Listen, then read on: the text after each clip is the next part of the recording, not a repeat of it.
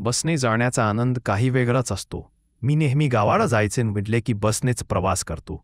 वेगवेगळी माणसे मिळतात, वेगळे अनुभव मिळतात. रात्री गावाला निघालो. 11:15ची बस होती. प्रवास खूप छान सुरू झाला.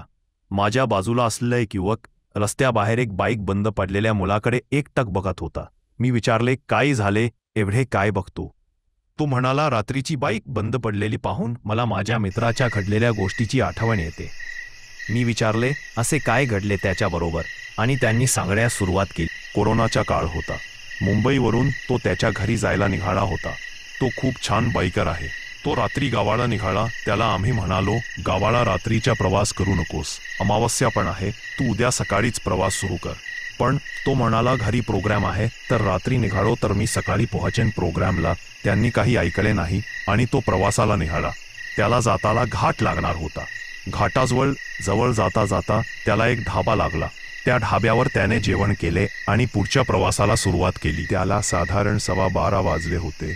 घाट सुरू झाला होता. त्यावेळेस रस्त्याला फारशी वाहने नव्हती. त्यात त्यांनी एक चुकी केली होती. जेवण झाल्यानंतर त्यांनी पाण्याची बॉटल भरून घेतली नव्हती. घाट जेमतेम 1.5 तासात संपणारा होता. घाट सुरू झाला. थोडे प्रवास केला आणि त्याची मोटरसायकल बंद पडली. गाडी पूर्णपणे चांगली होती. मग अचानक का बंद पडली त्याला विचार पडला.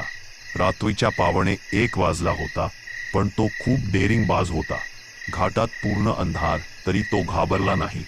त्याने गाडी चालू करण्यासाठी खूप प्रयत्न केले पण गाडी काय चालू होते नव्हती. घाट असल्यामुळे आजूबाजूला कोणतेच गाव नव्हते. पाण्याची त्याला तहान लागली होती. तेवढ्यात त्याला रस्त्याच्या दुसऱ्या बाजूनी एक वृद्ध माणूस चालत जाताना दिसला. त्यांनी त्यांना हाक मारली, बाबा, माझी गाडी बंद पडली आहे. इथे कोणतीच सुविधा नाही.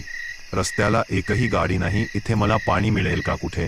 त्या वृद्ध माणसांनी सांगितलं, काही घाबरू नकोस बाळा, इथून जरा खाली उतरला की माझे घर आहे. तिथे तुला माझी बायको पाणी देईल. तू निवांत जा, आम्ही पाणी पितो.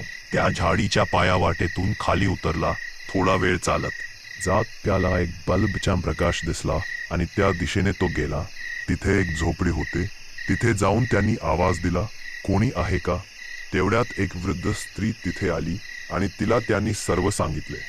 त्या स्त्रीने त्यांना सांगितले की ते माझा नवरा आहेत. मग त्यांनी पाणी मागितले.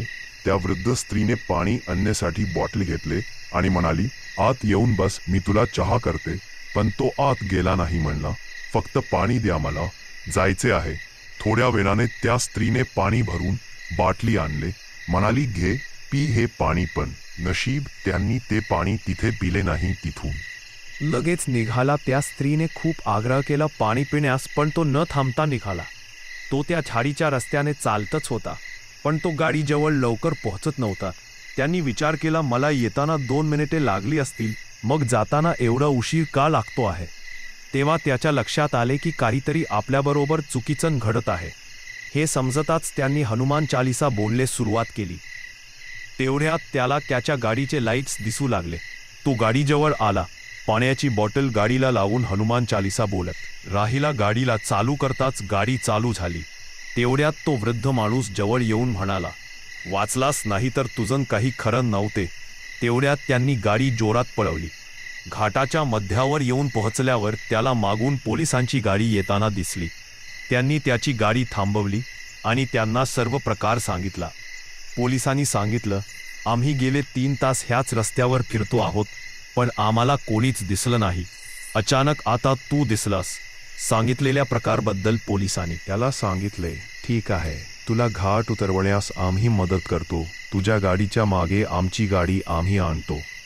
आणि अशा प्रकारे घाट उतरून झाला. घाट उतरल्यावर त्याला सूर्यप्रकाश पडल्यासारखा वाटू लागला. त्यांनी घड्याळात पाहिले तर 6:30 वाजले होते. त्याने विचार केला, 12:15 मी घाट चढण्यास सुरुवात केली होती. आता 6:30 वाजले, म्हणजे मी त्या अमावस्येच्या फेऱ्यात 4 ते 5 तास अडकलो होतो. त्यांनी हनुमानाच्या पाया पडून प्रवास करून घरी पोहोचला. घरी जाऊन झोपल्यावर त्याला खूप ताप आला होता. घरातल्यांनी एका बाबाला बोलावले. त्या बाबांनी त्याच्या डोक्याला हात लावून पाहिले आणि घरातल्यांना घडलेला सर्व प्रकार सांगितलं आणि त्याच्या गाडीला असलेल्या पाण्याच्या बॉटल आणायला सांगितला. त्या बॉटल आणल्यावर घरातल्यांची पाहिला तर त्यात पाणी नसून रक्त होते. जर त्याने ते त्यावेळी तिचे पिले असते तर जिवंत राहिला नसता. बाबांनी सांगितले त्याचे नशीब बळवंत म्हणून तो वाचला.